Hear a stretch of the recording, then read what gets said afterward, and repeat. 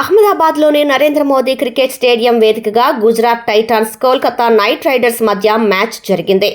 IPL 2026లో భాగంగా Kolkata night రైడర్స్తో జరిగిన ఉత్కంఠ పోరులో గుజరాత్ టైటాన్స్ 5 వికెట్ల తేడాతో విజయం సాధించింది.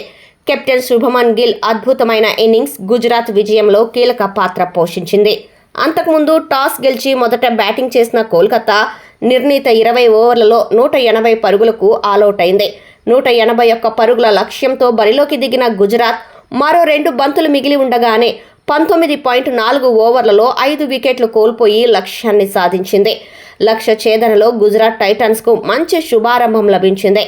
కెప్టెన్ గిల్ ఆరంభం నుంచే దూకుడుగా ఆడాడు.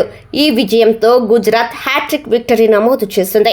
ఐపీఎల్ 2026లో కోల్కతా నైట్ రైడర్స్ 5వ ఓటమిని ఎదుర్కొంది.